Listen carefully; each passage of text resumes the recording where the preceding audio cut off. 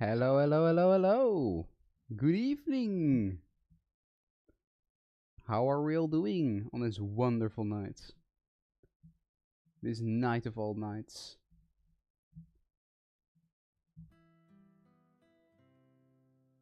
Right, I'm gonna put on some background music. So, another day, another bit of painting. Today, we're gonna go for the big guy. Well, a relatively big guy. I mean, not as big as it could have been, but you know. And we're gonna go for the war despot this time. The man. Can't really see him right now because he's all just painted black, but we're gonna make something good out of this guy tonight. I just kind of chill out, hang back. It's been a pretty stressful week, so a bit of peace and quiet is most appreciated. Definitely not wrong at the moment. So, get everything in order.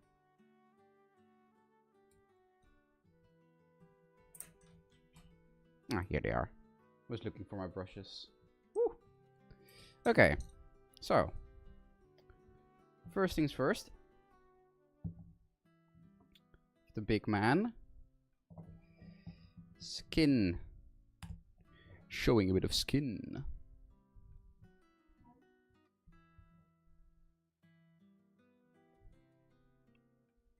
So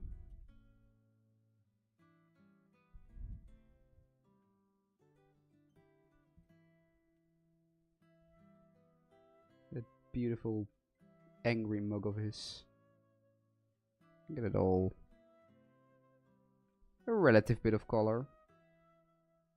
Not that much, but you know. Just a little bit.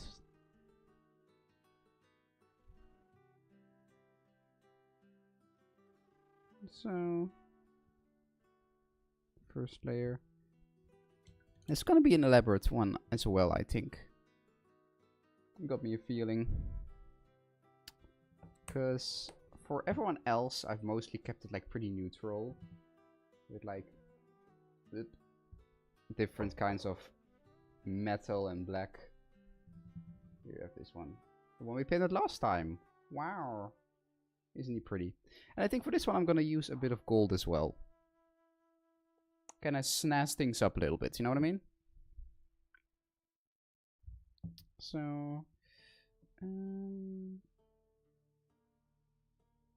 quite a bit of red on him. Oh, shit. My bad.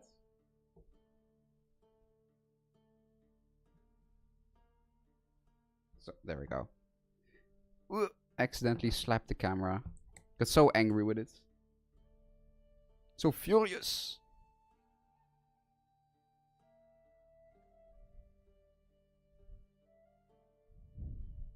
So, a bit of red. A bit of that beautiful scarlet. Where to start? I'm gonna start with this sash.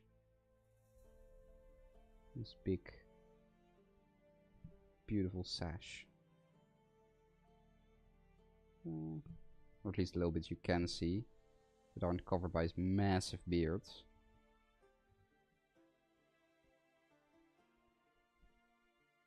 Quite a stellar beard too, might I add.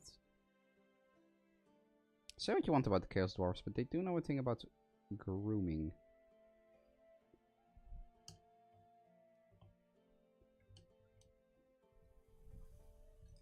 The last bit of dwarfiness they still have left in them. And that's why they're not evil. Because if they really were evil dwarfs, they would be bald. If there's one thing Warhammer has taught me, it's that evil people are bald.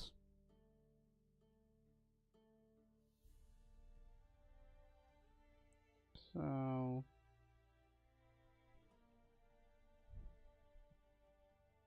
color it in a little bit.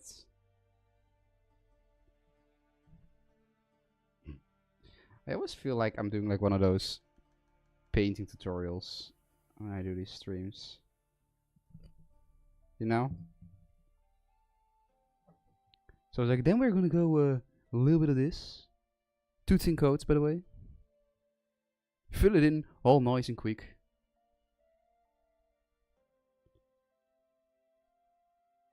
Can't wait to become the new Warhammer TV presenter at this rate. So, wow. And a bit of red over here as well. Zhoosh it up a bit. Spice it up. Bit of red in your life, bit of color.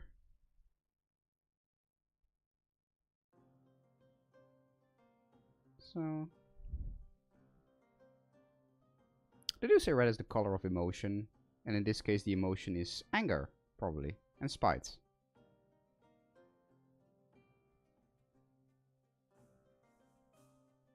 A lot of spite. So,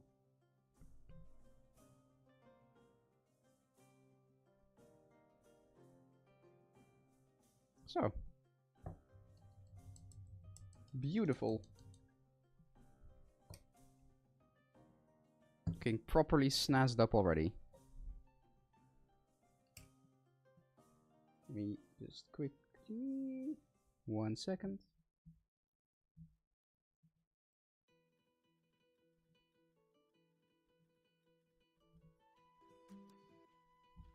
So, there we go. Okay.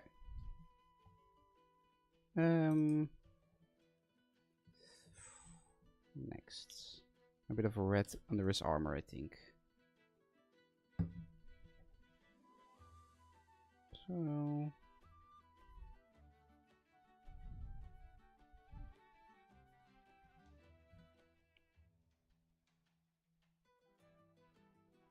bit of color. I always love starting with the really bright colors first. It fills in a bit of life.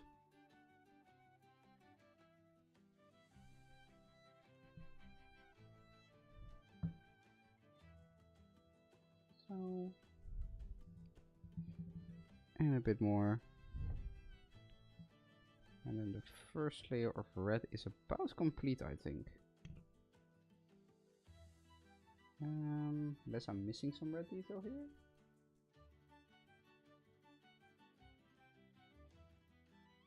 No, I think that's all the red, at least for the first layer, give or take. Yeah. Okay, good. Good, good, good.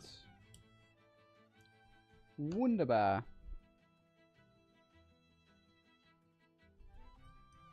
So, a bit more.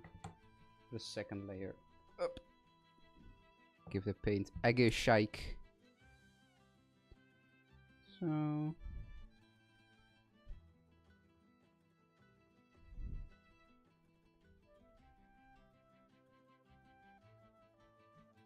there we go. So, the one nice thing about doing these streams now is that it does give me a solid time a week to just kind of sit down and paint for a little bit. Because my schedule can get pretty hectic.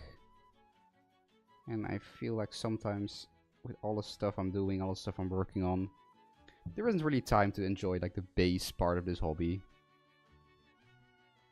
So it is nice to have kind of like a bit of time to do that.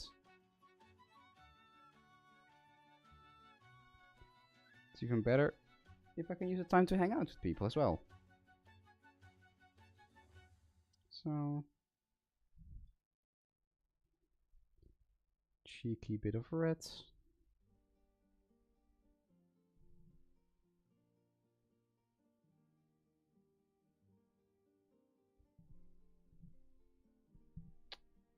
Cheer for the camera, you bitter bastard.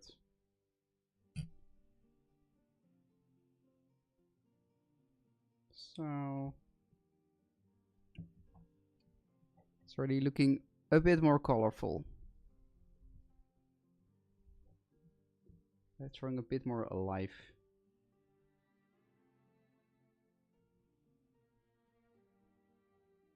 So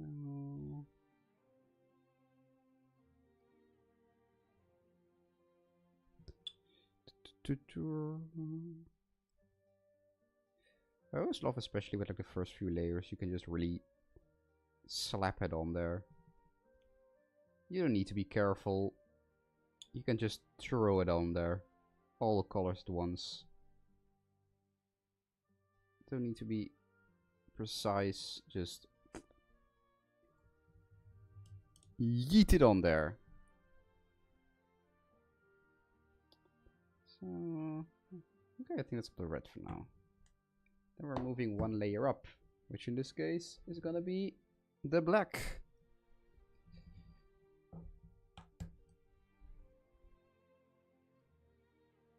So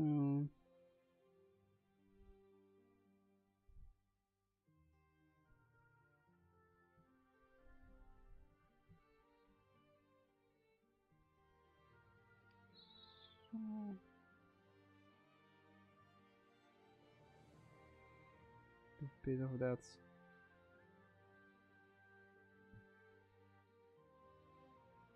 Dwarf is black, my beloved. There we go. Yep. The sneaky flip around. An advanced tactic. Taught only by the best of painters. Whoa, look at me go. It's all in the wrist, baby. So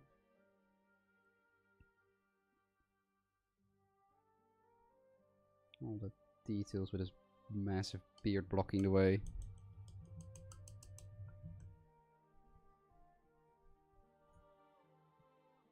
So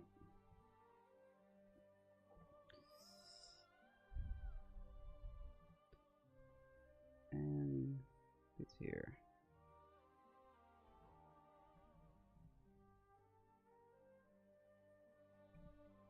With the current color scheme and like the long sleeves, he kind of looks like the Fire Lord, doesn't he? Like a smaller, angrier Ozai. I must find the avatar. Ah.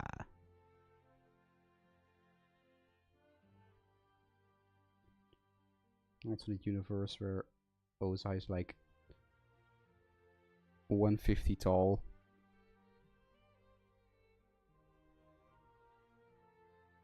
Aang defeats him by just punting him.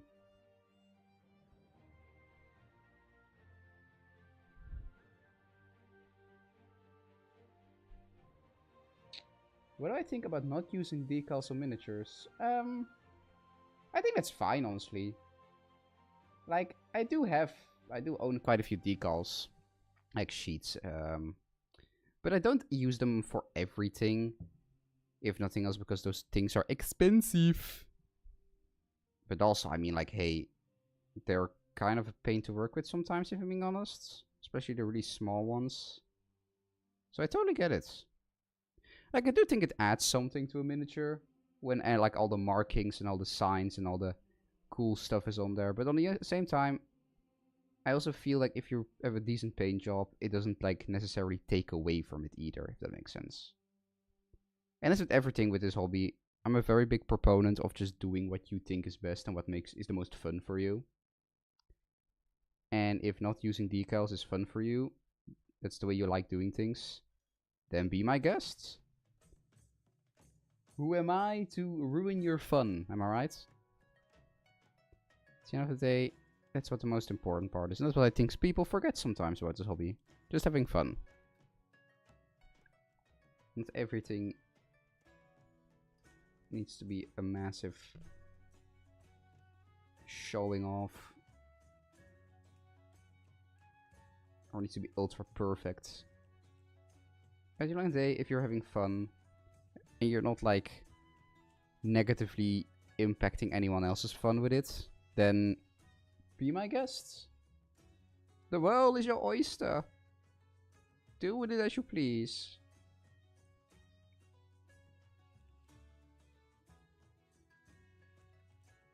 So Almost done with his armor.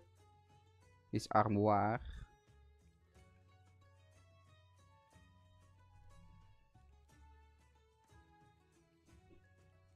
Damn, this guy comes strapped and everything. With his blicky.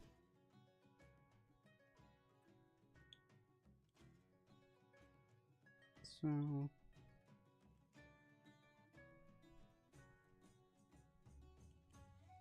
the hands. Do the evil, like, grip. As you do. As you do. I once saw an apple. It was this big. This big. It was delicious.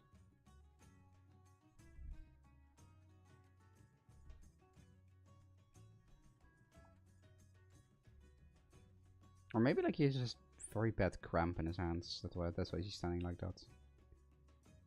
He just been at work all day, manual labor, moving papers, writing forms.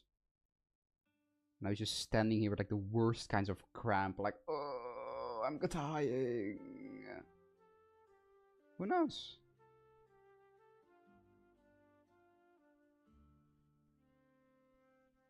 It must be tough being a hellsmith.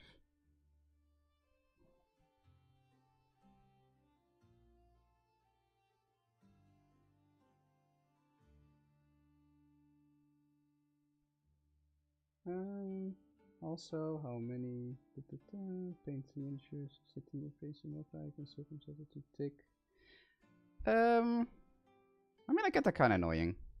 Thing is with tinting your paints, and I think Louise from Rogue Hobbies also said this once. Obviously tint your paints, but some paints are better to be tinted than others, and there are some that are just either very thin already, or so thick that you need to thin them even more. It's all about feeling.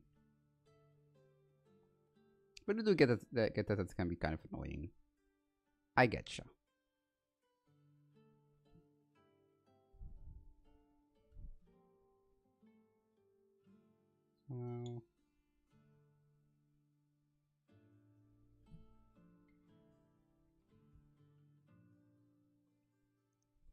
So a lot of armor on this guy. Good lord.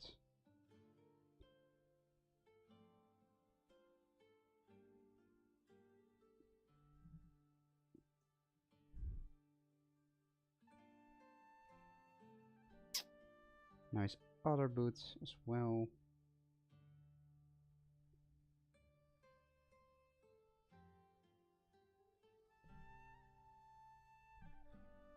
So, wow. Okay, that's the first layer of black almost, I think. Wait, that is heel. Almost forgot that. Yeah, okay. Now it's time for layer number 2. Numero 2.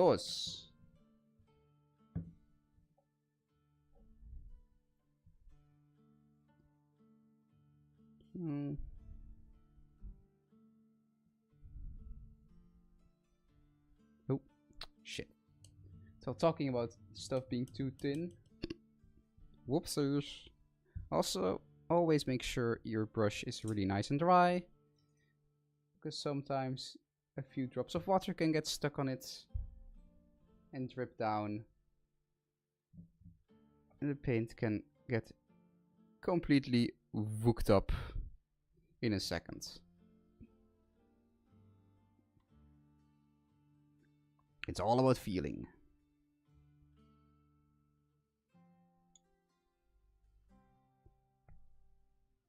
So, the shoulder pads. Bit of here, bit of there. I do always like with the second layer, I'm a bit quicker and less precise with it. Just because at that point, If you already got like the first a good layer down, the second one is just ensuring good coverage. So you can afford to be a little bit more untidy, I guess. A little bit hastier with it. It's just ensuring that everything is covered well, and there you go. And there you go. Where do you come from? Where do you go? Where do you come from, Hellsmith Joe?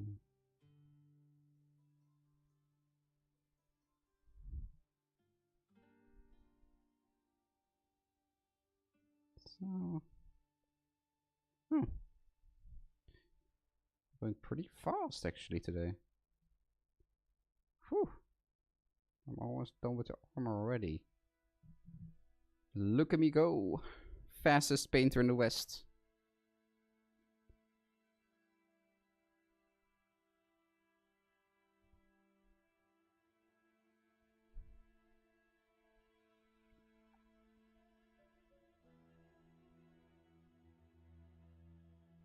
This big evil hat.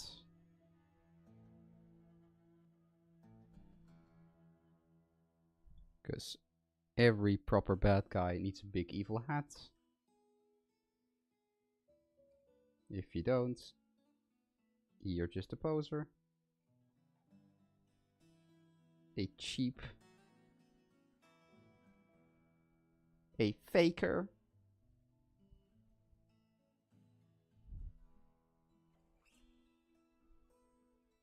Oh. I think that's about every bit. A little bit more. So, the weapon itself, lest I forget.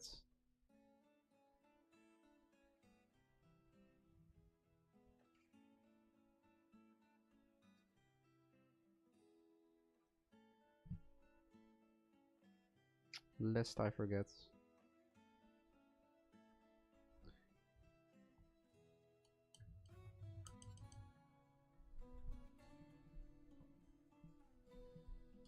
So there you go. Starting to take shape. We're starting to get somewhere. Let me see what's next. Normally I would be doing the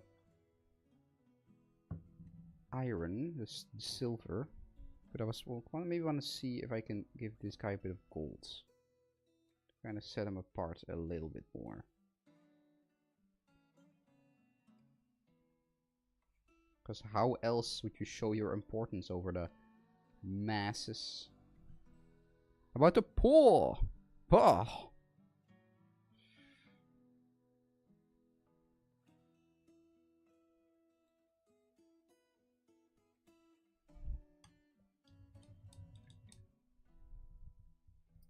So, there you go. Okay, well, let's give the gold a try. Here we go. Let's give the gold a try. And see if it looks a bit well. Oh. Oh, is that what we're gonna do now, is it? Oh my god. Hello. Stay open. There we go. Good. Now stay like that.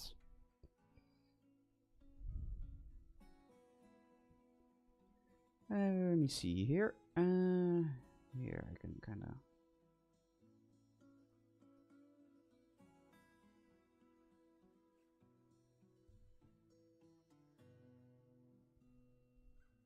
Gold. I love gold. It is a bit. Doesn't cover very well though, but that's fine. Gold over black, that's to be expected. We'll just have to do a few extra coats. Here.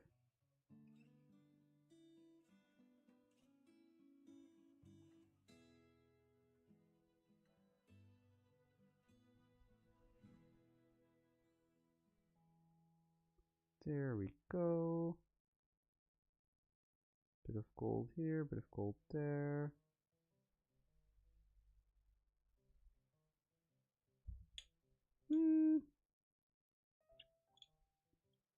Looks decent so far, but let's keep going.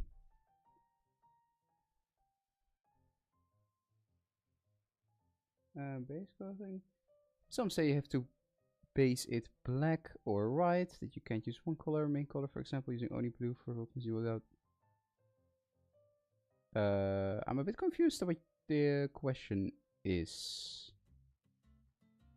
A bit confused on the base coding. Some say you have to base it black or white, you can't use one color. Main color for example, using only blue without white. Okay, I'm sorry, I don't.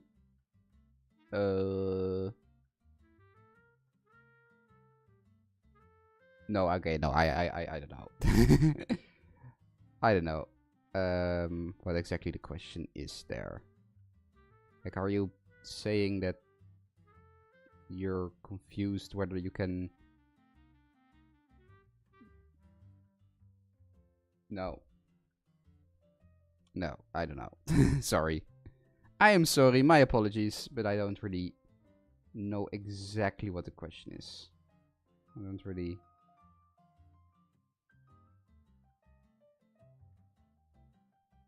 I'd love to help though, but I'm a bit too confused for the moment.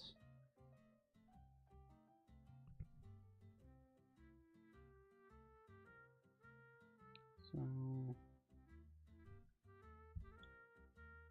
okay, I think that looks decent. I think that definitely looks decent.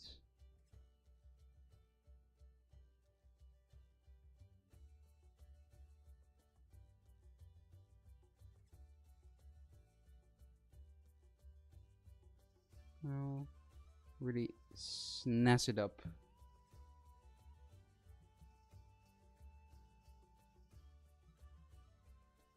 Really snazz it up.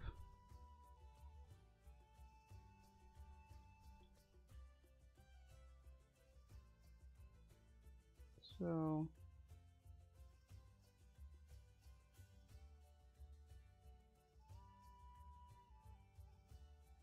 okay.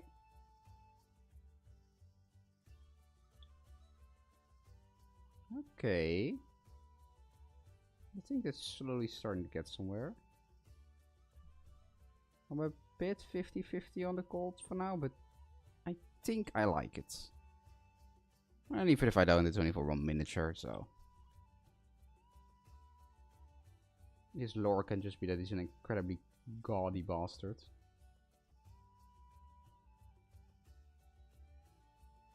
So.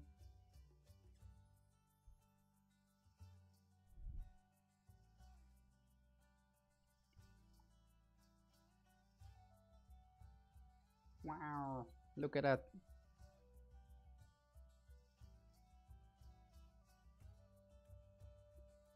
Bit of gold here, bit of gold there. A bit of gold for you everywhere.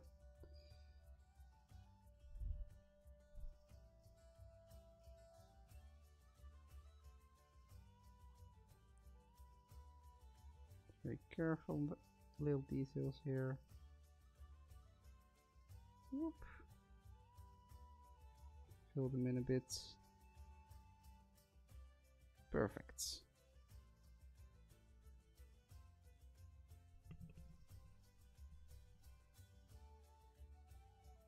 So.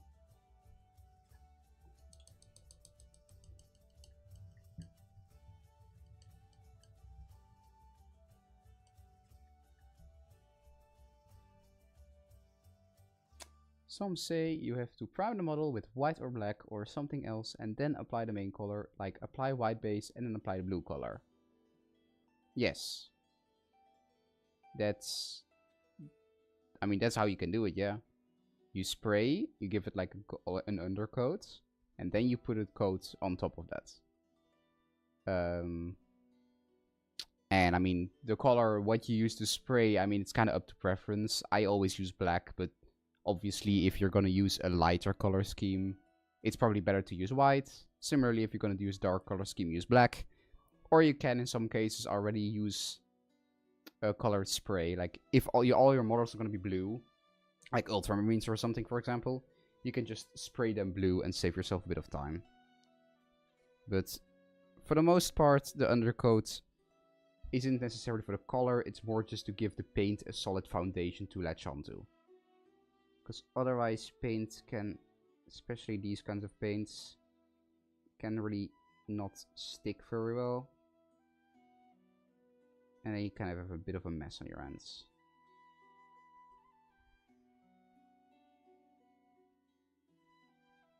So...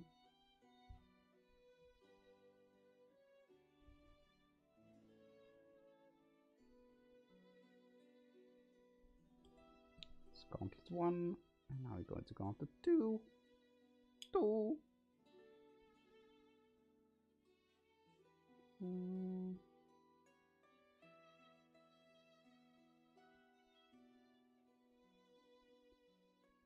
There we go, 1 and 2.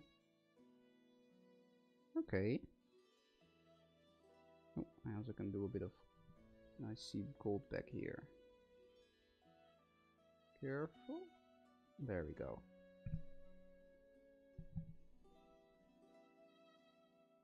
Perfect.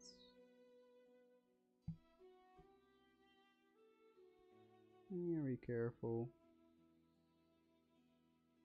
The finer little details.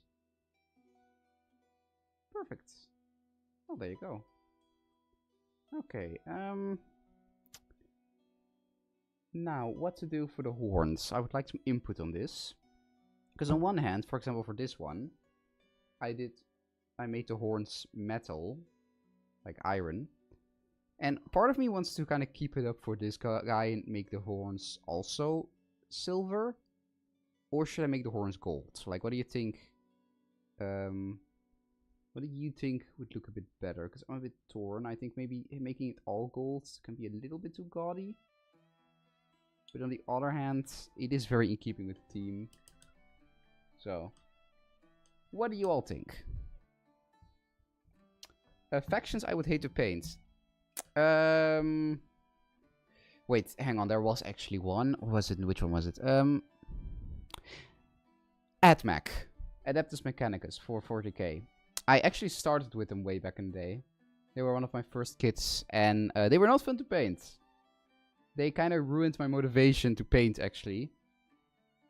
It's pretty weird to think that due to AdMech, I was kind of this close to just not continuing the hobby and dropping it, because those Skitarii really killed my fun.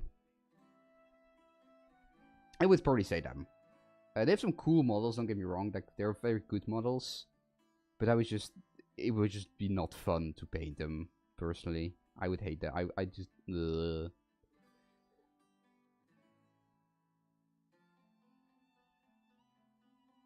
except for that, maybe just like a faction with a lot of rim, like maybe also like this also 40k 1000 Suns. I also tried to paint them a couple of times, but because of all the rim and because I'm a perfectionist, by the time I'm done, it's like hours later, and then I only finished one model, and that's not particularly productive. Not that there's anything wrong, I guess, with like not being incredibly super productive, but can be a little bit of a vibe killer if you spend like so long and all you have to show for it is like one model. So, also I'm gonna do the beard now. And for the beard, I was thinking maybe make him look like a bit of an old geezer and give him a bit of a white. The aged, old, bitter bastard. So...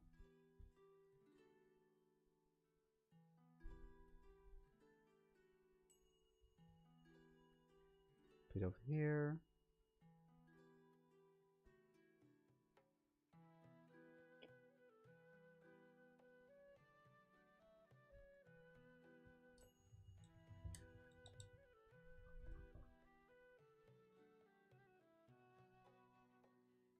I will get to all his jewelry later. For now.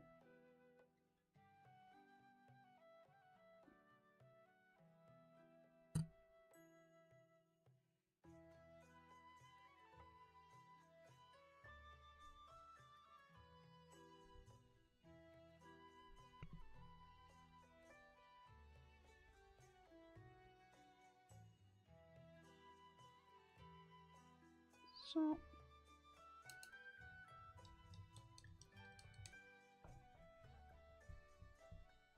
Okay. Starting to look a little snazzy. So, iron, steel, silver. I'm gonna do the weapon now. While everything else, the coats kinda dries.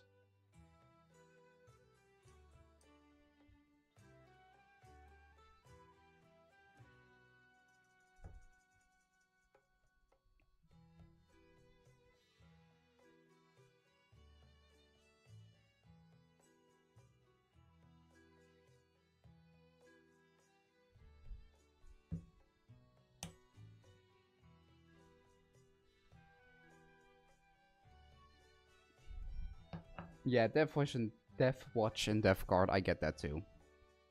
Death Guard is another one of those factions with like really cool models, and I have painted quite a few of them. But I think I just factions where every model is very unique. It sounds very nice on paper until you actually have to paint it. Because trying to create a unified color scheme when every model has different details on them is a pain in the ass. Like with Death Guard, like, even if you create like a little plan in your head, being like, okay, you know, the flesh is this color. Maybe like other details like pouches are this color. And then suddenly there's a model with like 5 different kind of tentacles. And you're just kind of sitting there like, okay, what the hell? And Death Watch I get too. They're just... looks very snazzy, but...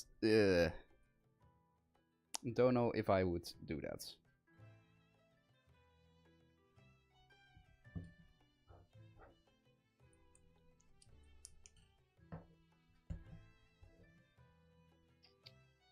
Okay, stay... oh my god. Stay open. Like that. No, no. Bad boy. Oh my god.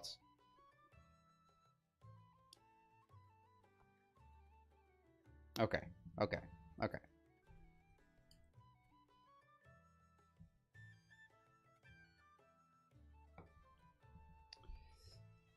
And here...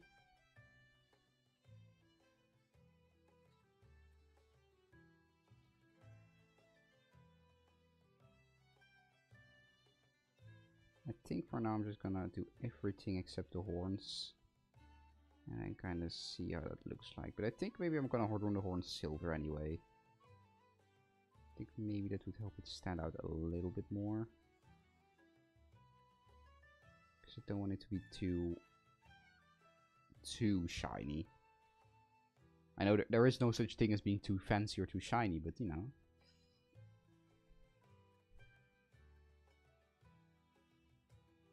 Okay.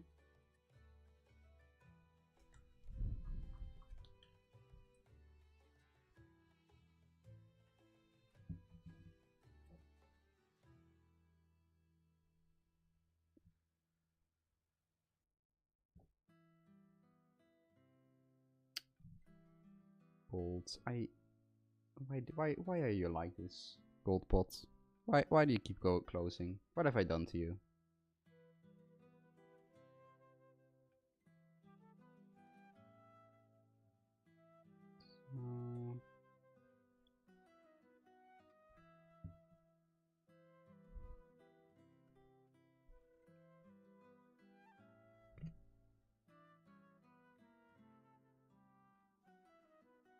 Here we go.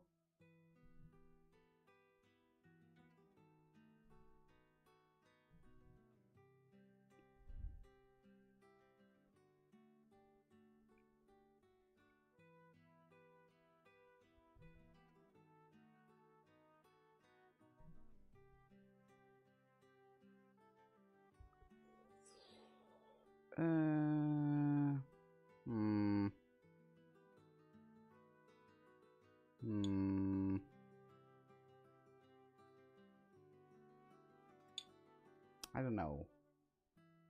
Silver horns or gold horns? I cannot decide.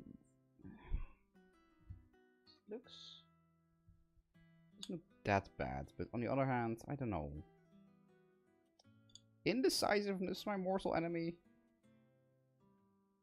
Okay, no, I will leave the horns for now. I'll focus on other stuff instead, just in case. Yeah, sanguinary guard seems pretty fun to paint. I mean, it's basically just gold. Just slap a million layers of gold on there, and you're good.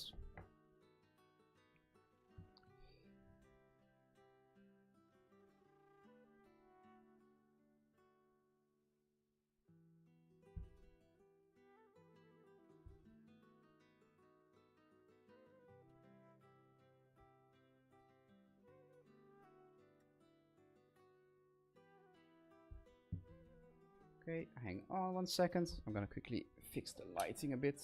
So I think it's a little bit more. It's getting a little dark. Bam! Let there be light.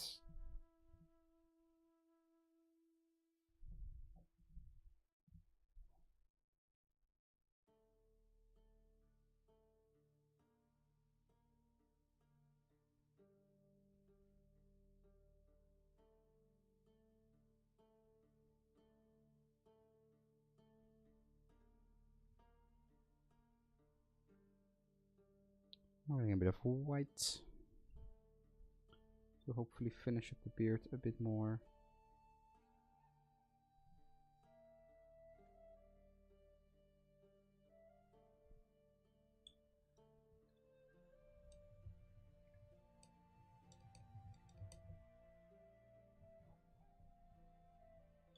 My silver horns. Again, I don't think I will finish the beard and some of the other details first, and then I'll come back to the horns. Kind of see how that looks by then.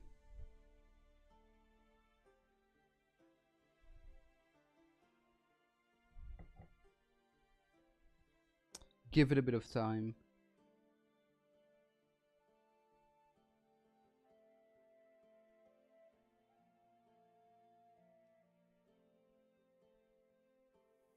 So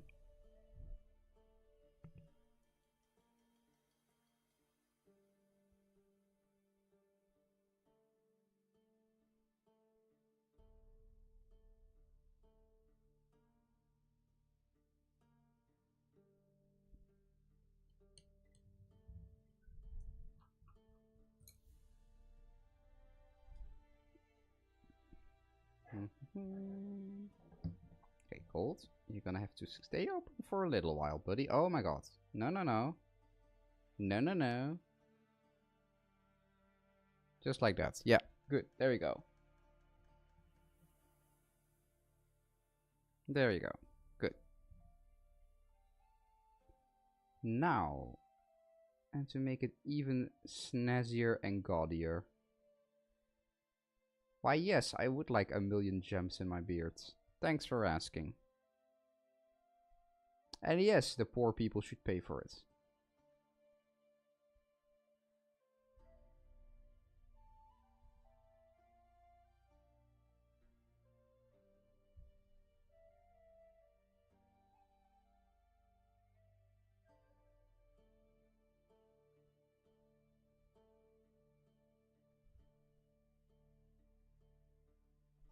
So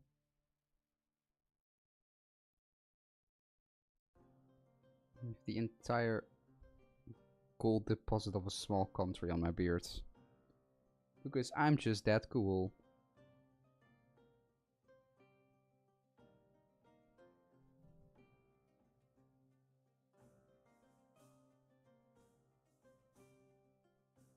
So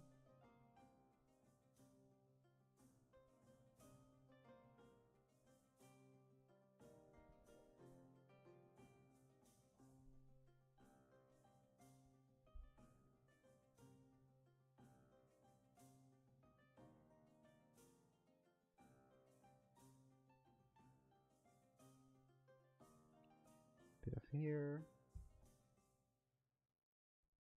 So I'm done with the gold. I'm gonna show it off a bit.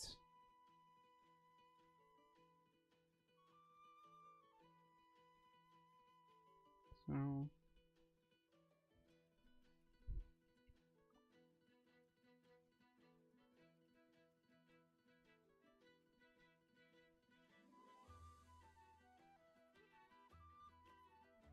there we go.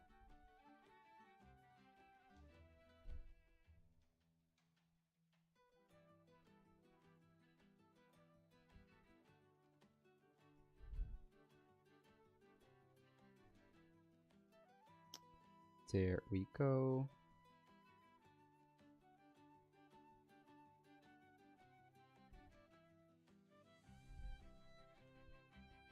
And a bit here as well. Why not?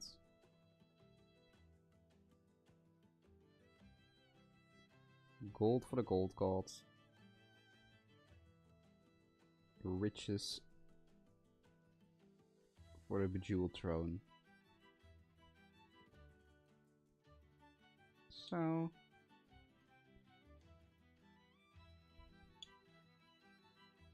there we go. Okay, neato. Time for layer numero dos of the gold. Really cause it to pop that little bit more.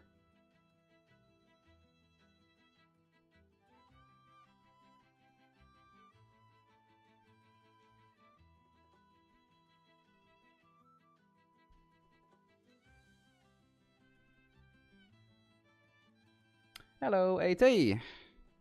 Eve Wolf. I still don't really know how to pronounce your name, but hello! How are you? This wonderful day of Hashut's glory.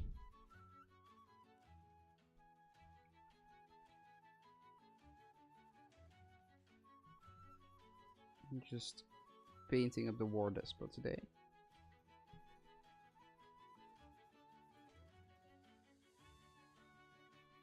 Who is looking mighty snazzy.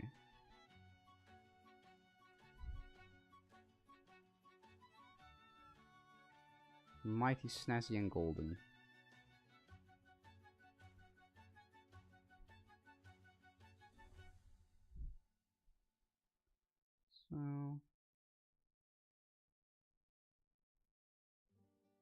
So, there you go.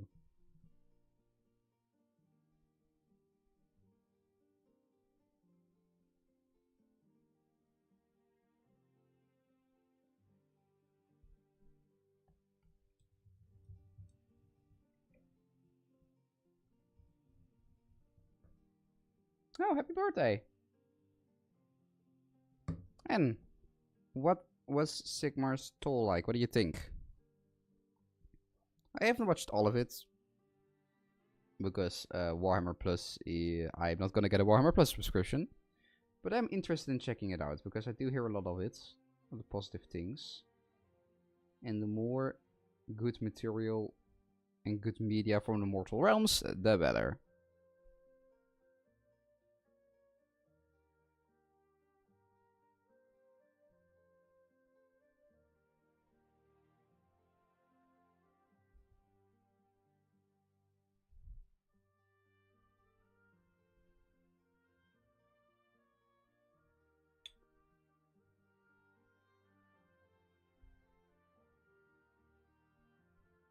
Oh. Oh, hang on. What the hell? Whoop.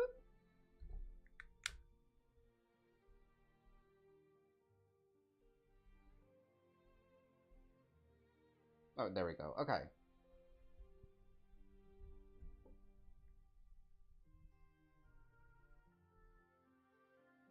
Or not, what the hell?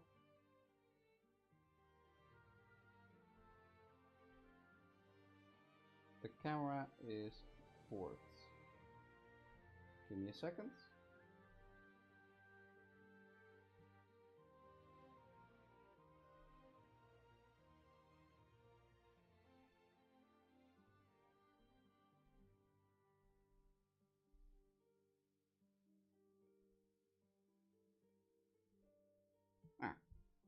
Okay, there we are again. Whew!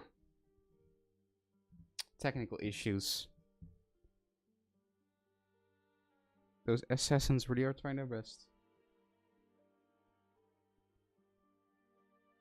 I mean, I think being a Stormcaster kind of sucks in general. But a Lord Terminus, yeesh. Not particularly the best gig in the world.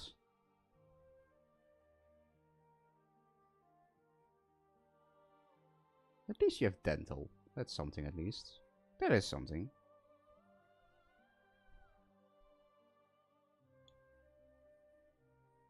Okay. How much gold is too much gold? There is no such thing as too much gold.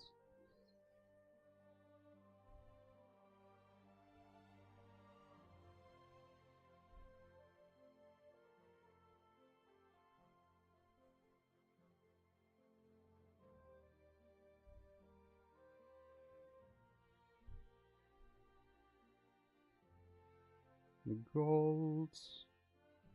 More gold. Moolah. Riches.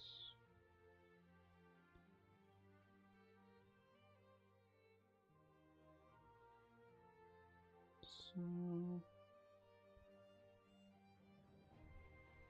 Okay.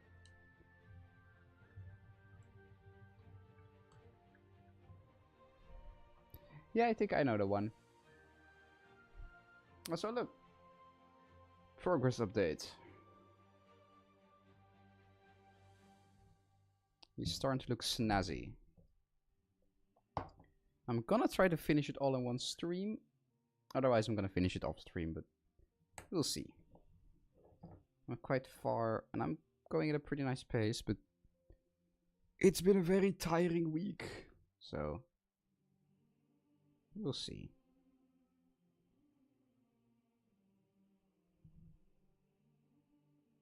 We shall see.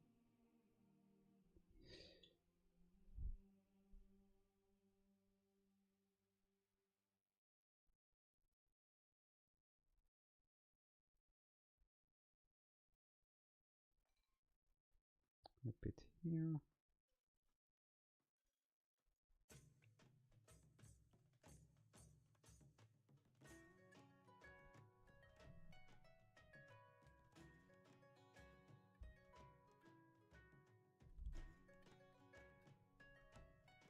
Oh, thank you. I love the color scheme as well of these guys. I thought for this one, the big guy in charge, I would snazz him up a bit more.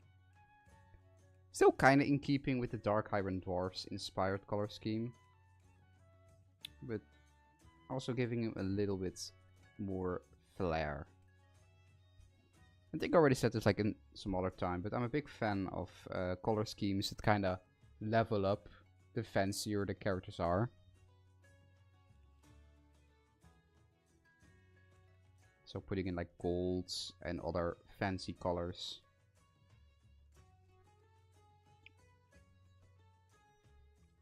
It's a very simple way of showing rank, but very effective.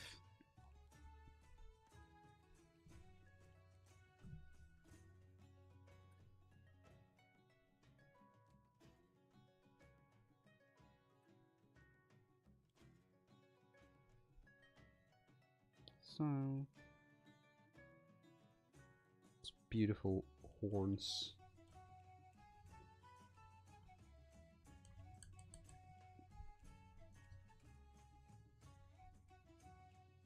Yeah, Wildhammer are cool too. Personally, I've just always been a Dark Iron Dwarfs kind of fan. Especially going back to vanilla. I just love their general vibe. And also, like, I don't know, I just like... because dwarves are usually always like one of the good races in fantasy. So I just thought it was kind of neat having a major faction be some evil dwarves. Or at least bad-ish dwarves.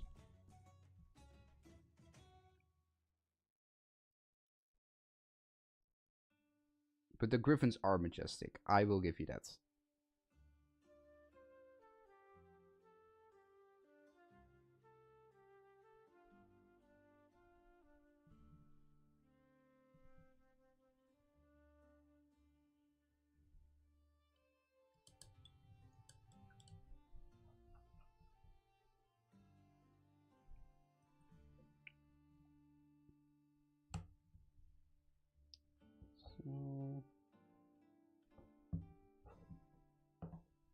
get a little bit more gold.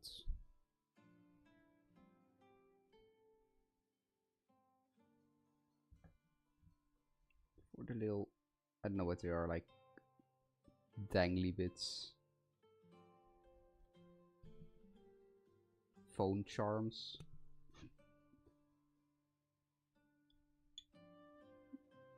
The Chaos Dwarfs show their rank by hanging little charms and other cute stuff in their horns.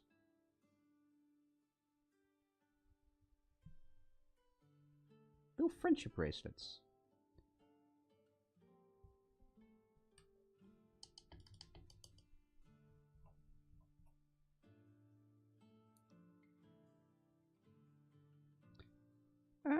I think it should be relatively soon, maybe.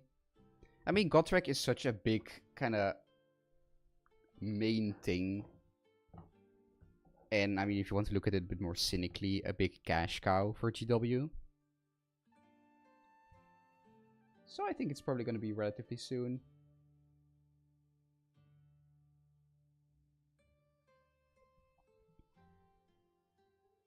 And yeah, I think at this point it's going to be pretty... that Felix will be a Stormcast. If they bring Felix back, of course. I think there's also a good chance that they might just not. Which, to be honest, if they reveal that Felix is just kind of at peace, he's just gone, allowed to rest, I think that's fair too. I think he deserves having a bit of peace and quiet. Because as much as I would like him to see him again, I think with the shit he has gone through, I think it's fair to say that he, a break would be nice as well.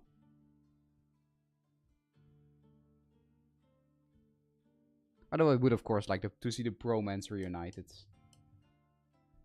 That is up there on my personal things I want to see in Warhammer wishlist.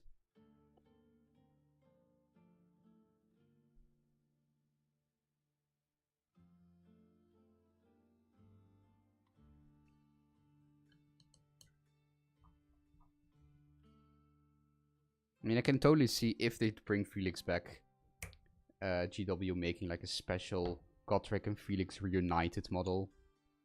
I think that would be sick. Just imagine the two of them together. That would go very hard. Right, leathery bits.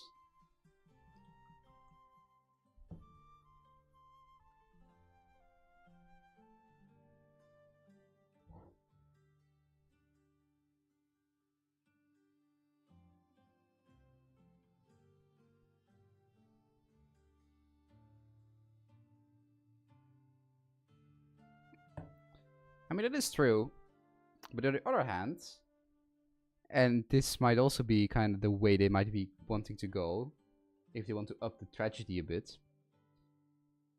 Because Stormcast, when they were forged, they lose their memory. And a bit of their personality and humanity. So if GW really wants to go down the tragic route, imagine them reintroducing Felix. But he has just lost basically all his memories. That would be, I mean, it would be sad. It would be interesting though for a story. I don't know how Gotrek would react to that, to be honest.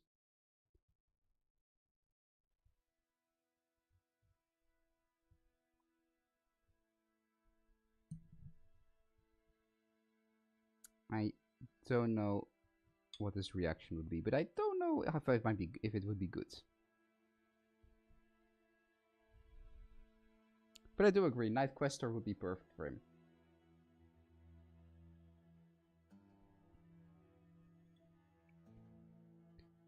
I mean, I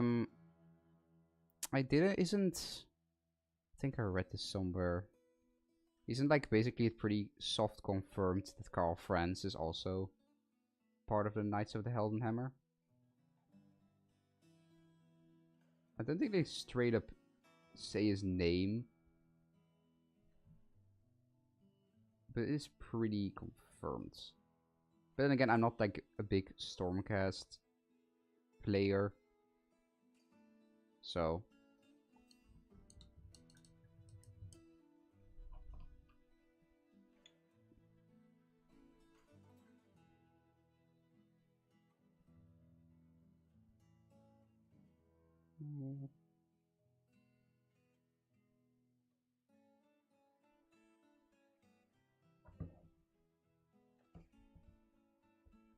Oh my god, stay open, you stupid thing. There we go.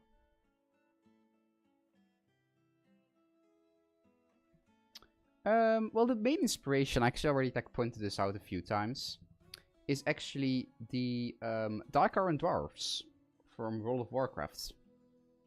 So for those that didn't know, the Dark Iron Dwarfs, they're basically like a kind of like one of the sub-races of dwarfs that lives very down in the earth. And that like have a bit of a love-hate, slave-master relationship with fire and fire demons and fire elementals. So that's kind of like the main inspiration I'm going with. Because they also have like a lot of stuff with industry, with some interns, if you catch my drift. And I thought that just fit incredibly well with the Dark Iron, with the Hellsmiths. So that's kind of the main inspiration I'm going for. So like gray skin, fiery colors for like hair and beards and stuff.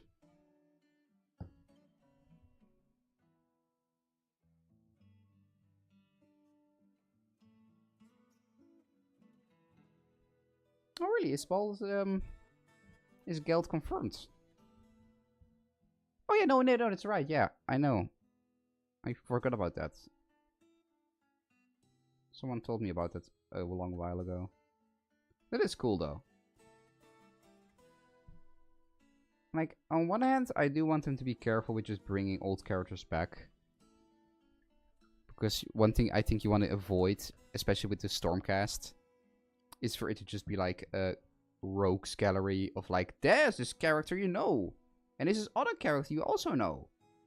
But when they do it like every once in a while, and they're like, oh, by the way, yeah, this guy is like this other guy, I don't think that's cool. And I am a sucker for seeing a bit of old world love every now and again.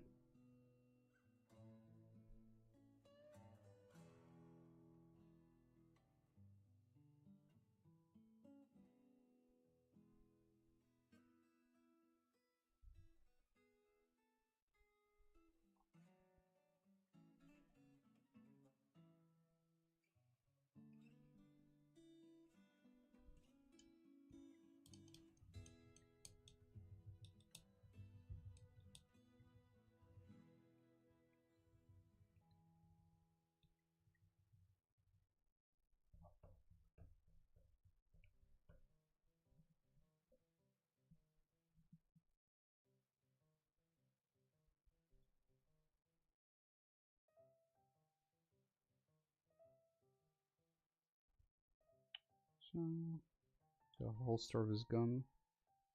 We're almost done with the base details. So I might be able to finish this guy in one stream anyway. Which would be nice.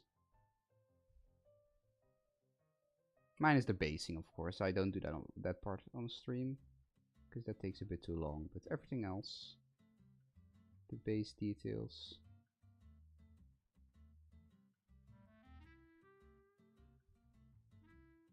Wow.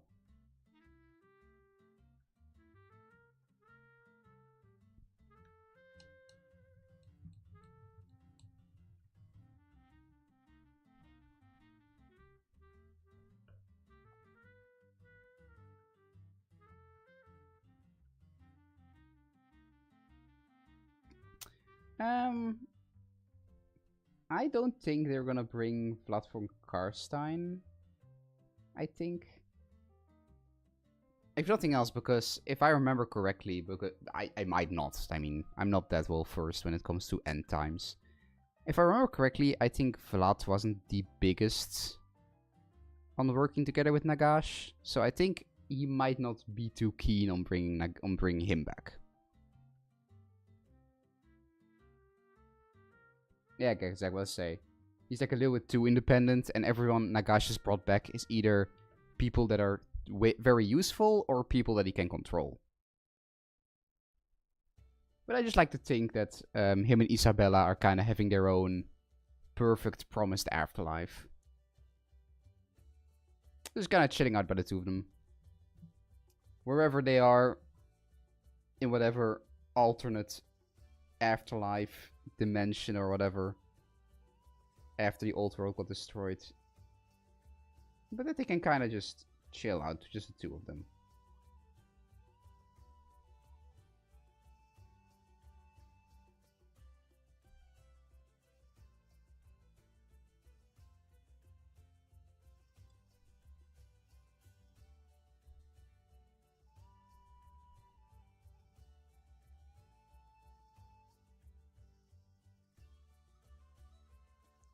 Oh.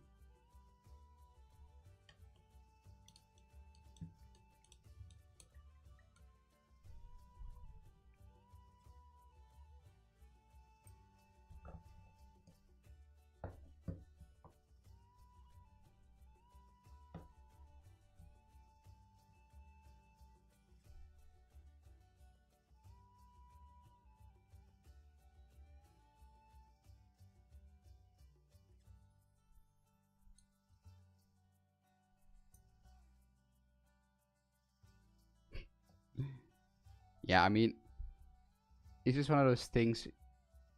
They will never outright state it, but in your heart, you just know that's one of those things that Nagash thinks about, and it's just like, God damn it.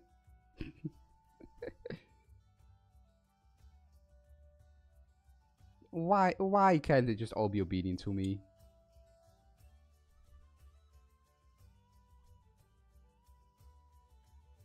There are only two things that Nagash loves, and that is Nagash and people who listen to Nagash. Everything else doesn't count.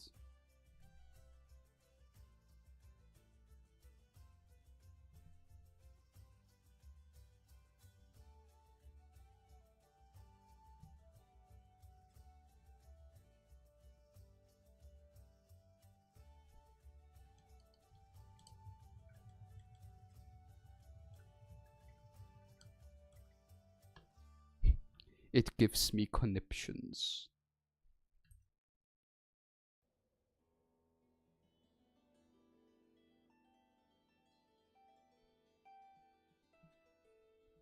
Yeah, Nagash is 100% like the parent talking about like your nephews, but instead just like talking to Manfred and Neferata, giving him a scolding. Your nephew Arkan? When I tell him to wash the dishes, he does. Be more like him. When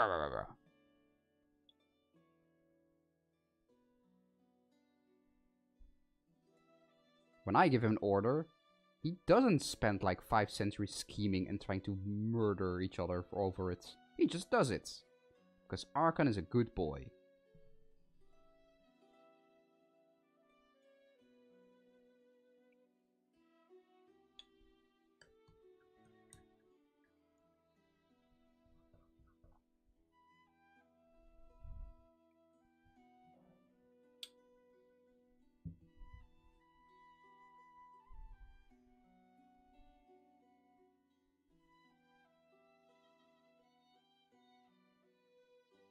You know, it is that like Neferata and Manfred are very much not related anyway. Because otherwise they would be giving like major kind of hostile sibling relationship. Like fellow sibling fellow sibling havers where they'll know what it's like when your sibling gets something that you don't, and you just kind of be like, I'm gonna be a bitch right now about it. I'm going to be very annoying. That's always the way I've read it.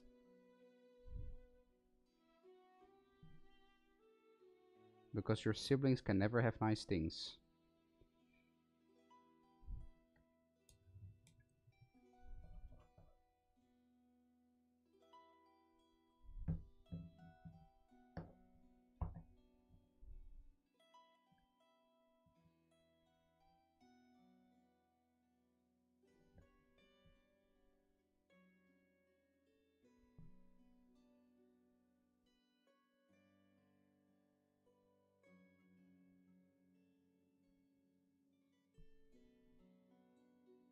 Well, I think that's almost just about all the main details. Now I'm just gonna clean them up a bit and then we can move on to shading.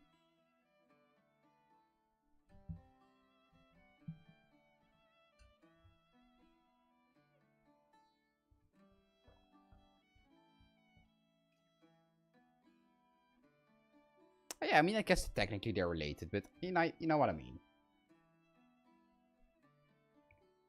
They're like related in vampire terms. And she's probably like a fuck of a lot older. And cooler in basically every single way. We stan Neferata in this household.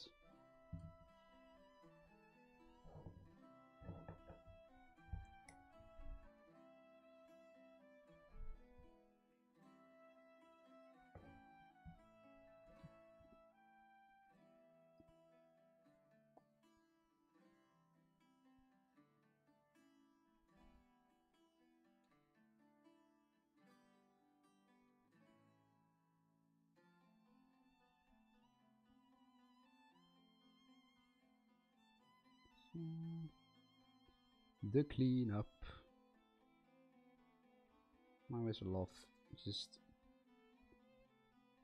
during painting being able to make a mess and then just cleaning it all up afterwards.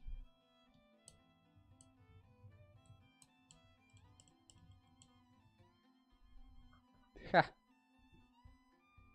Yeah, I mean, hey. Neferata is awesome, what can I say?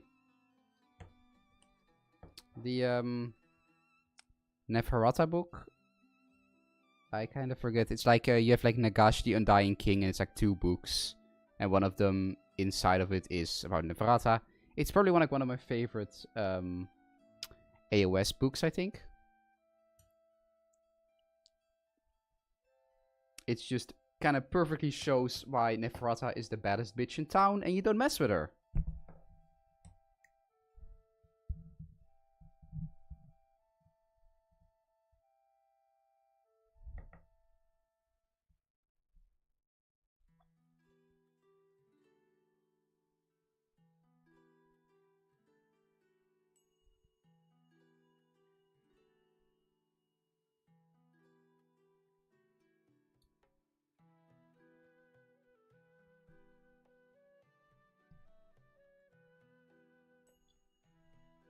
See, where else did I spill some paint? I did think I was pretty neat this time around, so the cleanup shouldn't take too long, I think. No, doesn't look like it. Okay. A little bit here on the weapon. The finer details. This side as well. And that. So, like that. Perfect. Okay.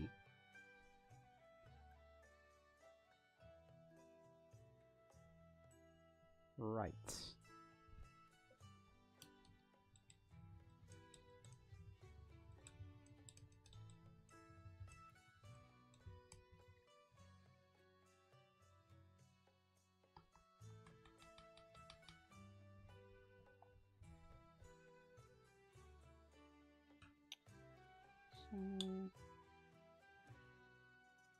Leave all the jewels for later. Yep. Gonna finally start shading.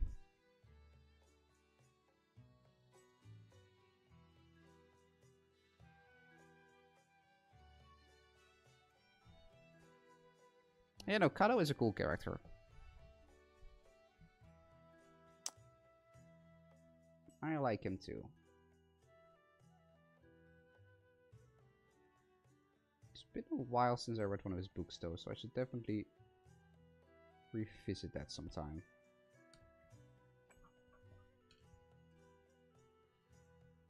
Right. Shading time.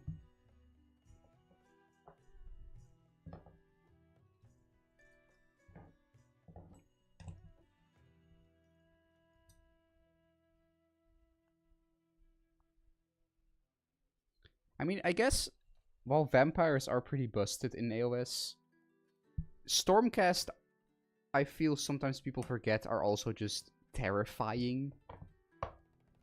They don't go down very easy. So even if you're like a very trained fighter or a vampire, going toe-to-toe with a Stormcast is just, it's not gonna be fun to you. Unless you're also like a Chaos Warrior or pretty souped up yourself. It's just, in universe, no. Obviously, tabletop is different, but, you know.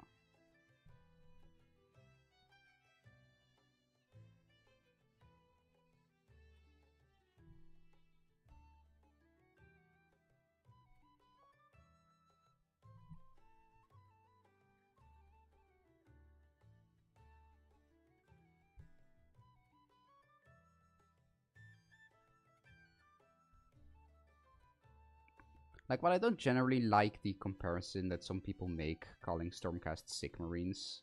I mean, it's funny, but, you know. It is just a fact that, just like Space Marines, they are very busted in a duel, or just in general.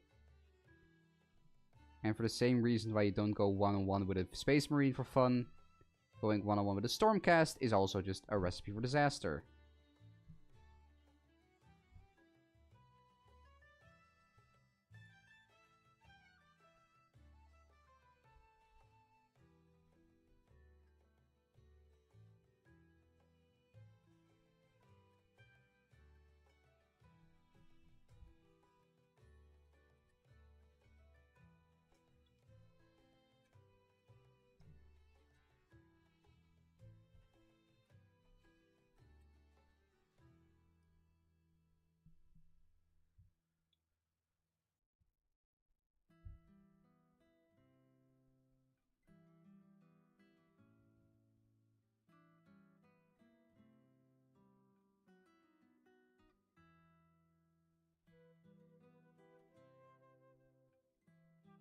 Yeah. A bit of shading always improves.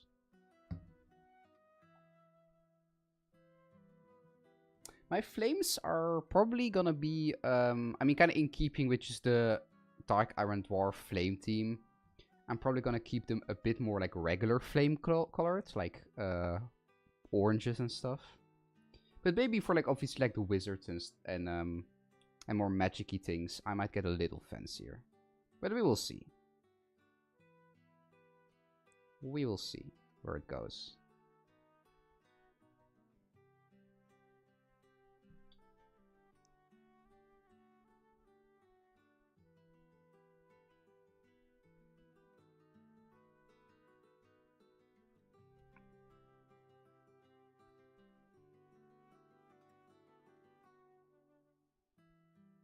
So that's the gnome oil pretty much, give or take.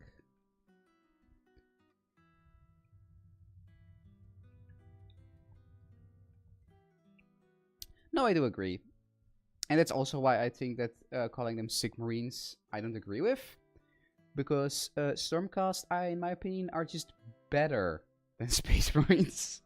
They're like infinitely more cooler and human and interesting. I think the only time when Space Marines have been really that interesting to me personally, like from a personality type, is back in the Horus Heresy. But if you would compare regular, like 40k Space Marines with Stormcast, the Stormcast win for me every day of the week.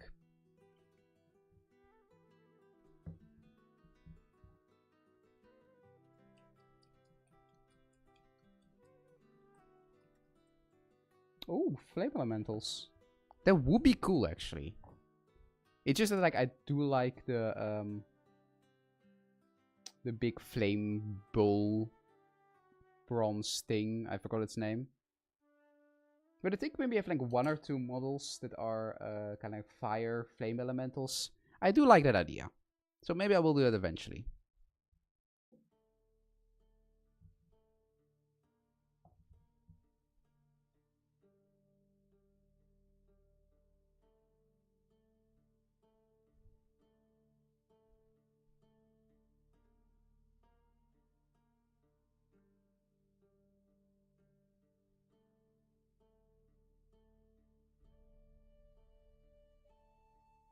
So a bit of a Rijkland for the gold.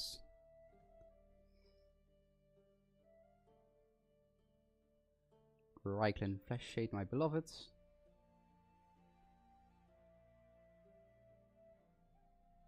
Very careful though.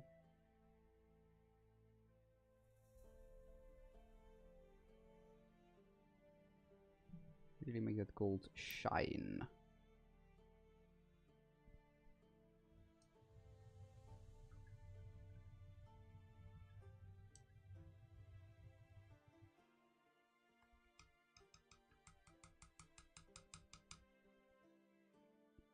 Yeah, no, exactly. It's like a bit of aesthetic. It would definitely be in keeping with the theme.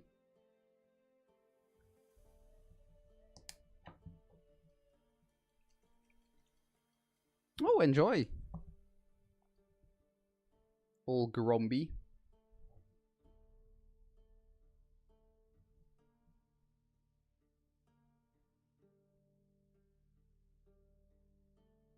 So pretty cool guy.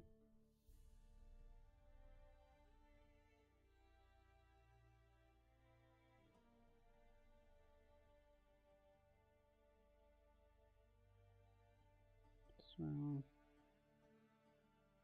let's see. I think that's about every detail shaded. So we're just gonna have to wait a second for them to dry.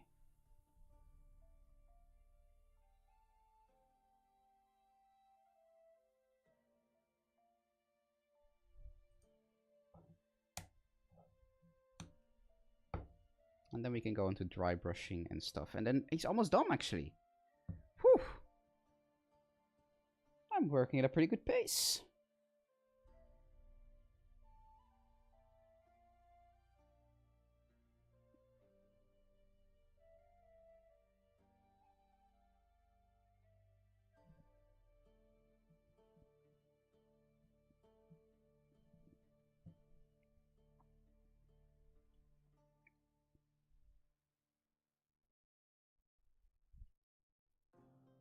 I mean, talking about books, and I think I've already said this once before, but one book series that I'm a big fan of in AOS is the Trekkie Flint series. I mean, I just like Karaton in general, but I really like the adventure aspect of those. They're not perfect books, but I do think they're very fun.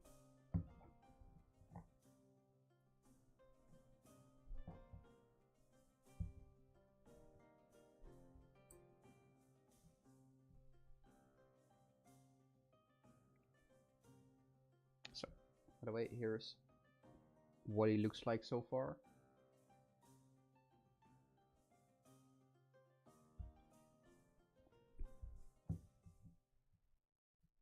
Dry fast. I cast dry on you.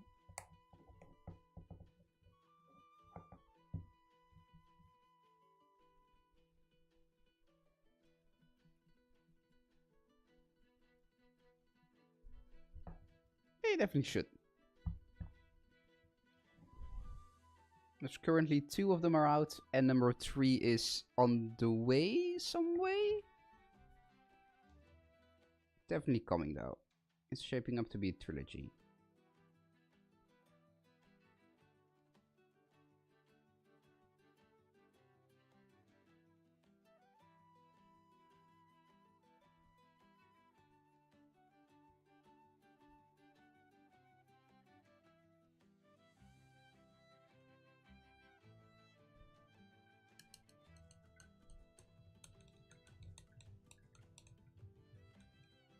Ha!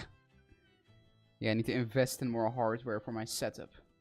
My own personal little hairdryer.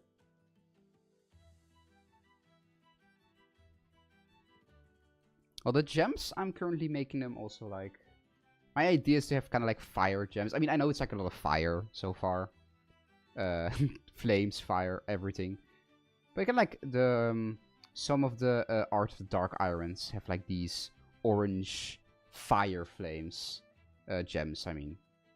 So that was kind of my idea was. You can kind of see it also a little bit on these. The gem he has here on his hat. So.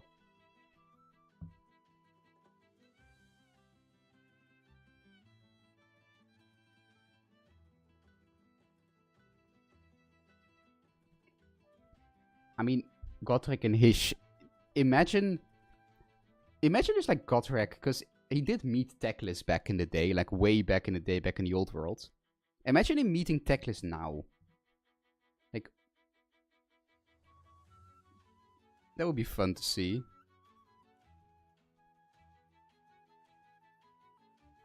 Okay, well, Settlers Gain, the TLDR is basically, it's like a city that's pretty much, very much controlled by the Lumineth. And it's not a Lumineth city, but the Lumineth have quite a bit of influence in the city. And they have these things called Enlightenment Prisms. And if you do the bad thing, they send you to the Enlightenment Prisms to enlighten you. And then when you come back, you're suddenly very supportive of the Lumineth.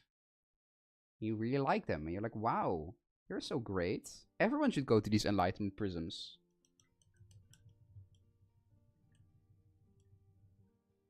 That's basically the long and short of it.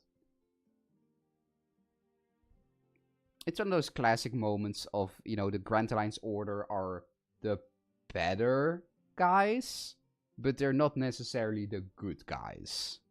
They have a lot of skeletons in their closets. A lot of skeletons in their closets. Yeah, exactly. That was what I was referring to. He meets Teclis at some point, and I just think it would be very funny to meet him again. Like, what the hell happened to you? What's that big lion sphinx thing behind you?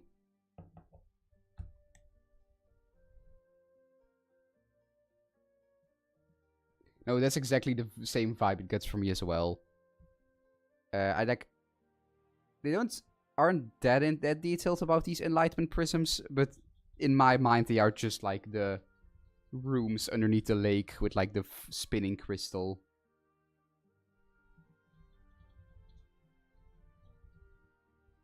And it's just endlessly like, the Lumineth are really cool, and you want to be friends with them. The Lumineth are really cool, and you want to be friends with them. Just on repeat.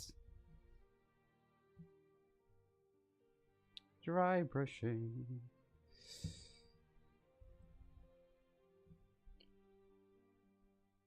How I love thee.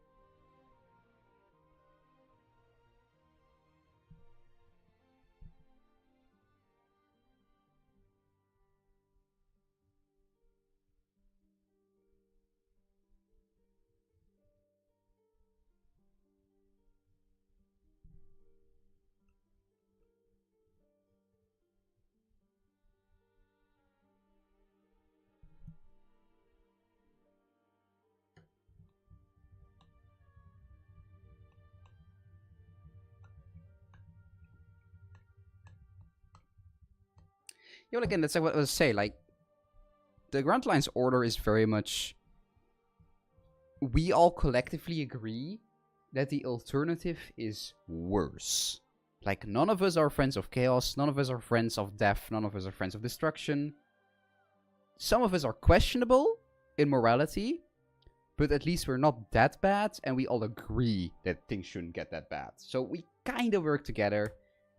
And so with like the Deepkin, it's just that they do occasionally go after like the other factions as well. So sometimes Order can kind of let it slide, but obviously since infighting still happens, that doesn't always count. And Moratti especially has done a few things of questionable diplomatic integrity towards some of the other Order factions, so it's kind of like the definition of the enemy of my enemy is my friend.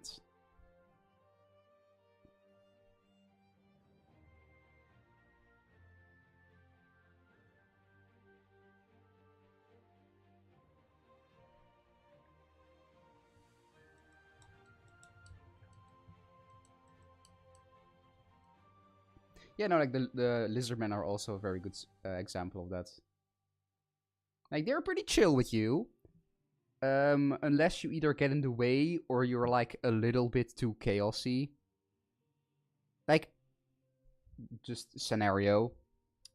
You're like a regular person, a soldier, and you get attacked by chaos, and they hit you with like an arrow or something, and now you have like some sort of chaosy poison in you, right? And some factions, they would maybe be trying to cure you. The lizard man would just look at it, sniff, like, they like, oh, there's chaos in you, and they just kill you immediately. Just dead.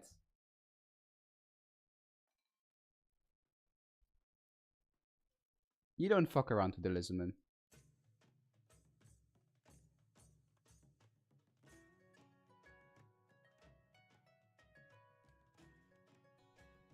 Yeah, no, exactly. I'm also a big fan of the Grand Alliances as a concept.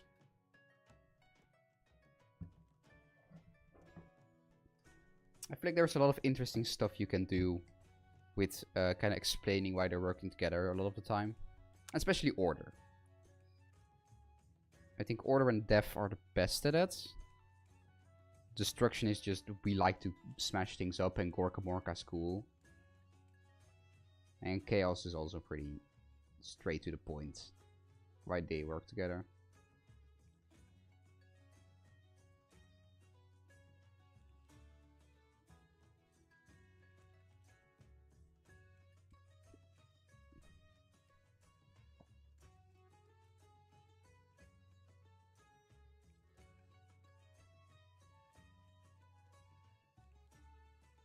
So, details to the beard to brighten it up a little bit, so it's not too dark. The color in those hairs.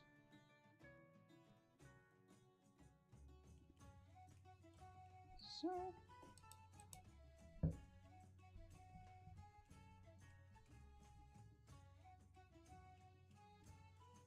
Yeah, as I said, like, you don't fuck with the lizardman. You just don't.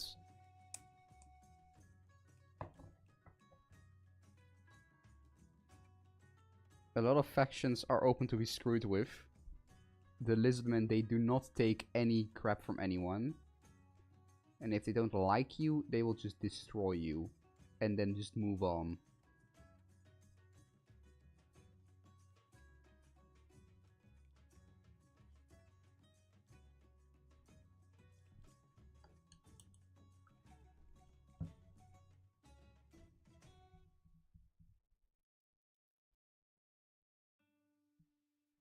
Yeah, I would definitely say that Destruction is probably, I think, the more unified. Just because, yeah, as long as you are having a good fight, most Destruction factions are pretty much down to clown. With a few exceptions.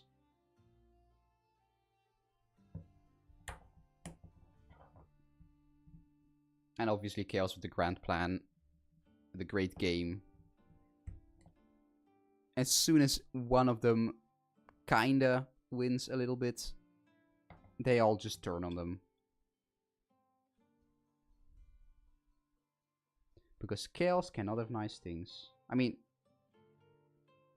he does have one very nice thing. His name is Archaon, but except for that, Chaos can't have nice things.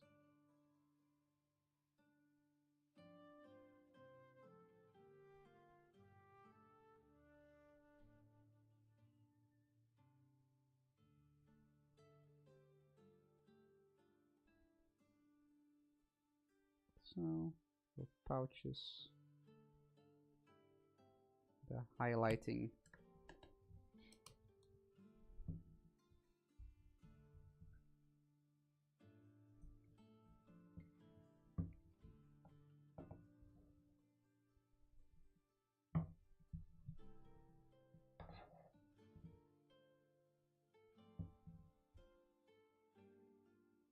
A little bit of this.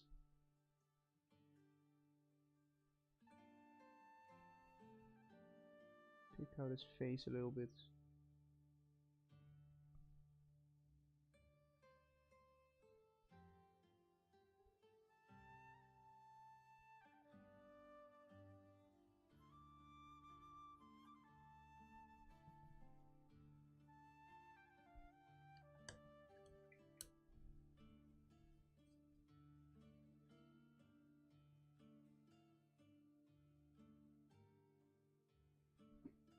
I mean, I just love it when grots and goblins do anything. Just the idea of this big, serious Chaos Lord with a name like Gundan Doombringer. And then he just gets swarmed by like little green guys with names like Skizit, Fotsit, Skishnit. Like little shits just stabbing him to death. That's just funny.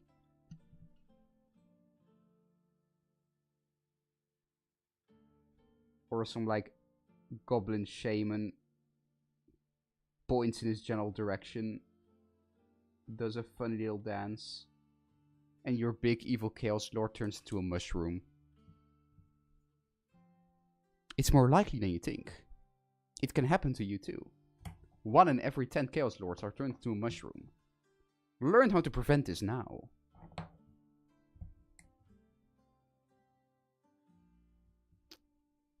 That is peak Warhammer. For every bit of serious, dark storytelling, there must just be shitposting. And usually the shitposting is orcs, or greenskins, or goblins. And that's why we love them.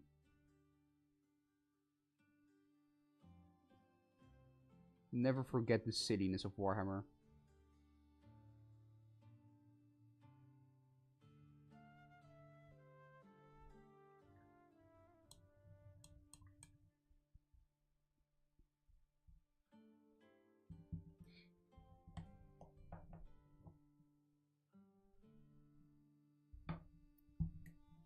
So, you're very quickly reaching the completion.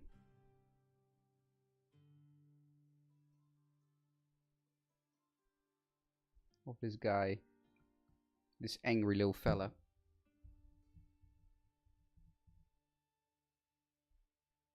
Pledging allegiance to Tzeentch to prevent goblin magic will only work until Tzeentch thinks the goblin magic is funnier than whatever you're doing. And, well, then you're gonna have a very bad time, probably.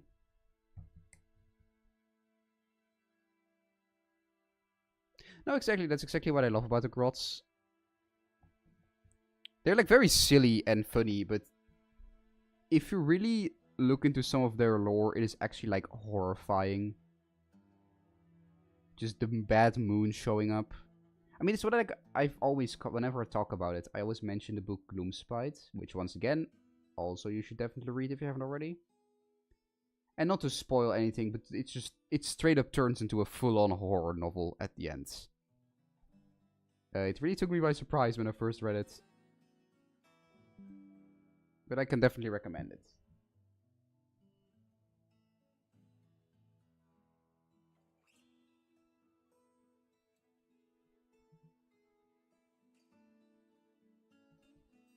So, just a little bit of extra red to bring a bit of color. A few very select places.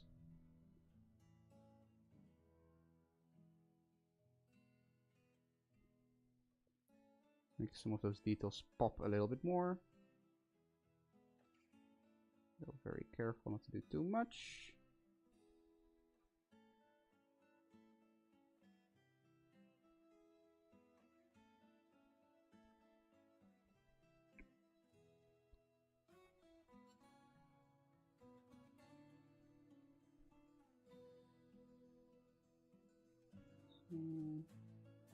Maximum focus.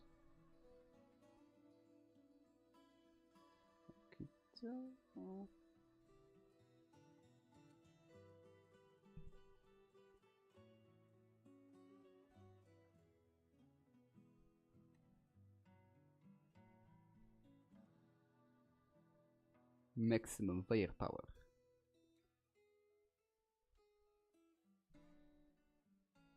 So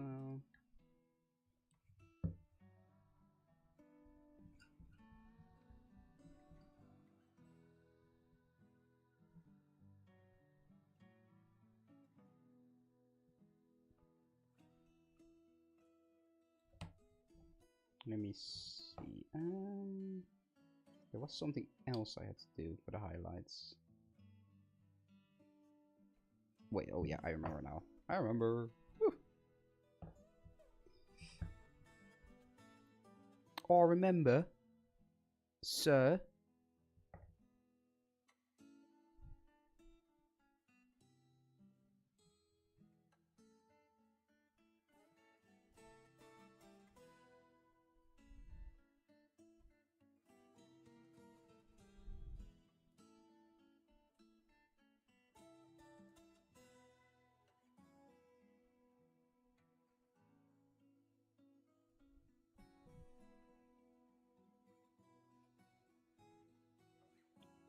Very carefully throwing a bit of watered down orange in there. And then we clean it up in a second to make it look a little bit snazzier.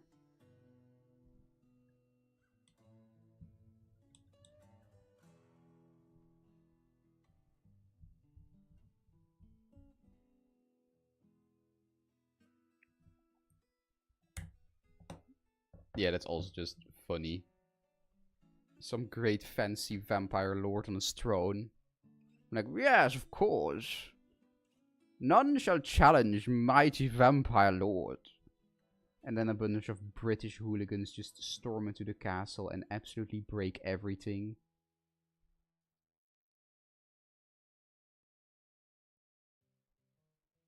Imagine just like buying a nice new display piece for your ballroom. And it turns out to actually be like a sacred relic of orcs. And then they break into your house and kill you and all your servants. I would be a little bit annoyed.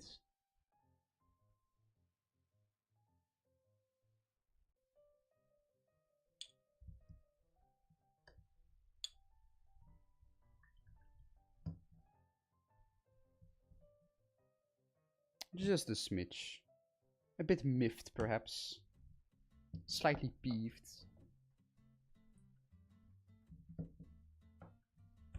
Okay, so. Bit more bolts. Down here, because I forgot. Whoopsie doodles. Gosh. So.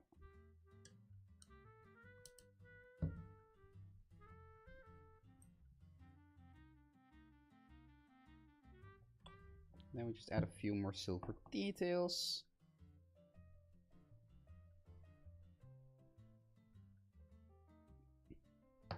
Yeah, no, the thing with Chaos and Gur is that Gur is actually relatively unaffected by Chaos. Just because of how much of an absolute shit show it is to do anything there. So a lot of demons and other stuff, like, obviously Chaos has some presence there, they always do. But it doesn't really have that much of a presence.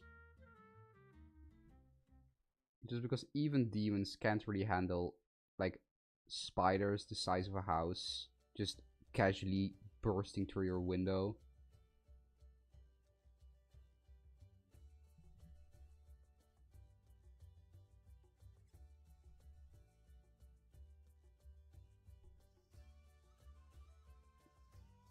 I think maybe only Khorne has a good time there. But all the other gods, no.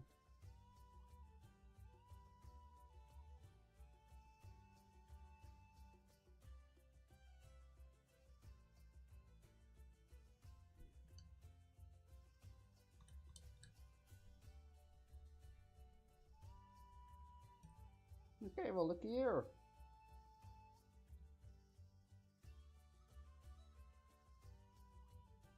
The big man is pretty much done. Whoa.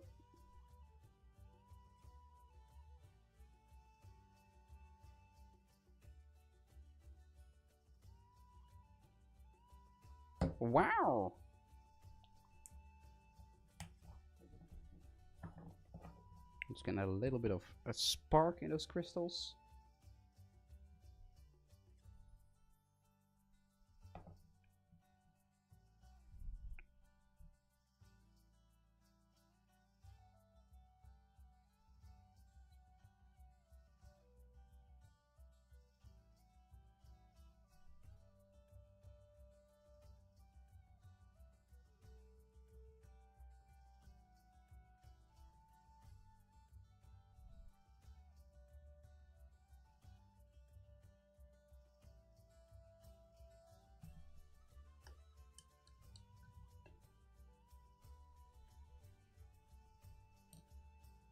So.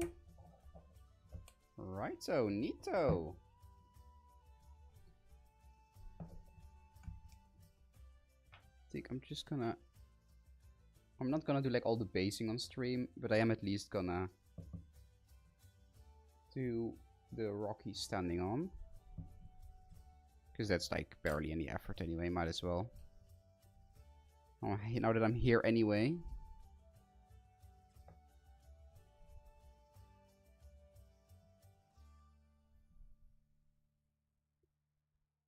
Since I'm in the neighborhood, might as well.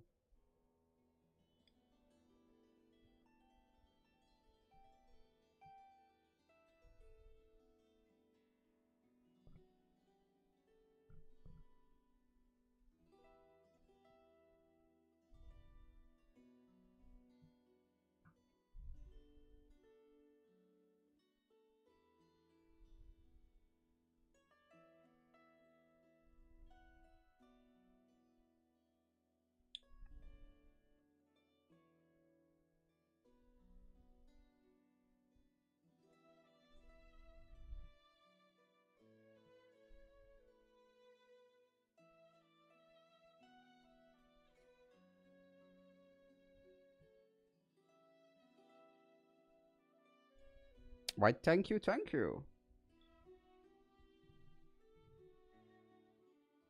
Once I'm done with this one, I will also be posting it. Once it's like all based and everything. I'll probably be posting some picture of it on my Blue Sky, which you should follow if you don't already. I post the funniest things there. Real knee slappers. And also pictures of minis. So. I already posted the one I finished the last stream on there. But you know, just if you want to see the finished results. No pressure.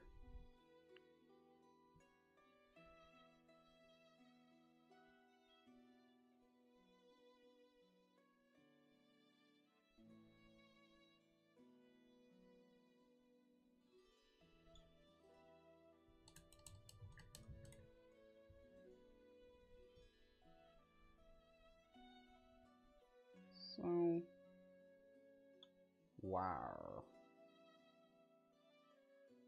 Big angry Mr. War Despot. Look at him go.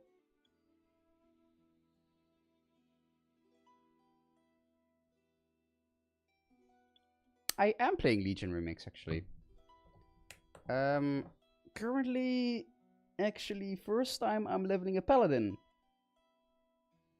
I haven't really touched Paladins ever, because I play on an RP realm, and Paladins are an interesting type of person on RP realms. But I just thought I might as well give it a try, and I'm actually having a lot of fun with it. It's not as good as Warlock though, I mean, never, but it's decent. It's pretty fun.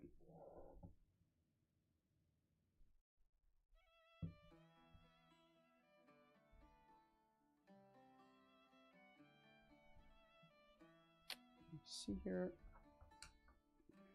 No.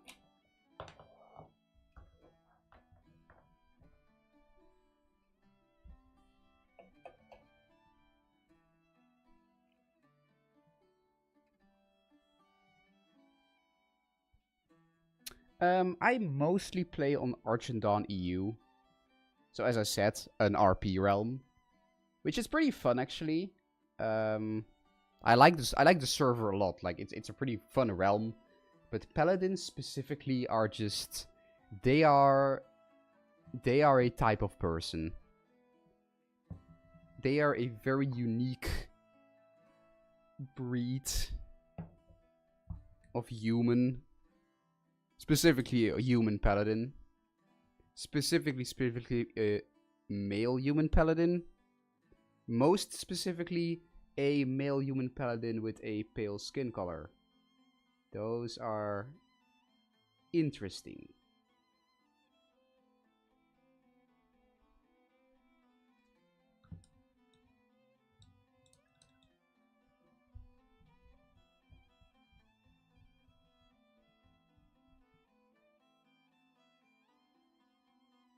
Yeah. You get it. Bonus points if they have a vaguely German sounding name. Ugh. Now there's something terrifying for you.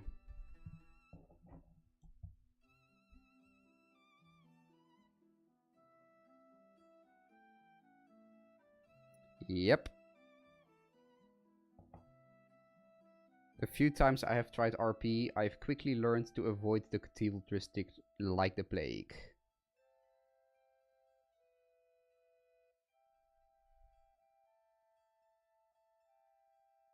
I could do a whole story time specifically about my experiences with those types of people.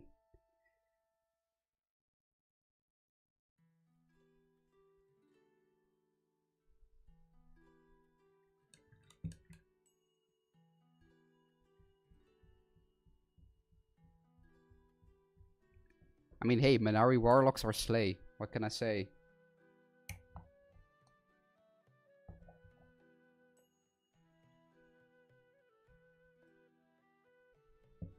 So...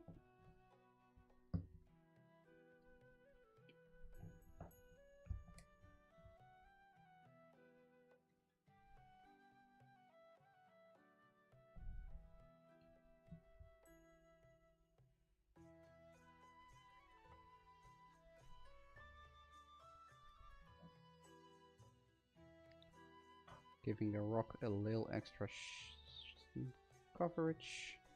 And then I'm probably gonna wrap it up for the night.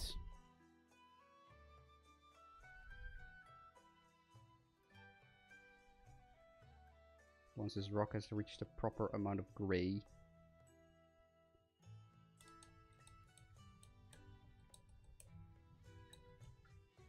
Yeah, no. Fel green, crimson red. Hell yeah.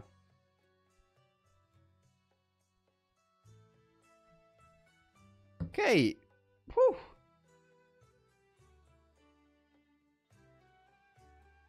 That was a stream. Oh. No, hell of a week. Here we have him, the war despot.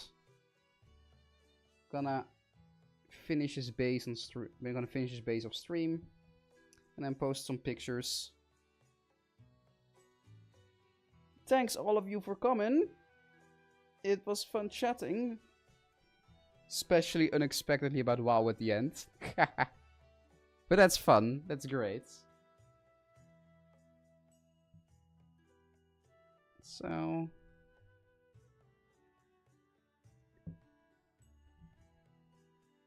yeah, and thank you for stopping by.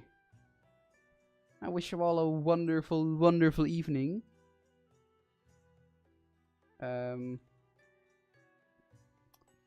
Enjoy. Paint your things. Play your WoWs. Yeah, okay, no, it was a little expected. I'm playing a little bit coy. It was to be expected. But still nice, still a pleasant. But anyway, have a wonderful evening. Do whatever makes you happy. Play your WoWs. Or I mean, a lovely morning wherever you are in the world. And remember to avoid paladins at all costs. Okay, well, that's it. See ya!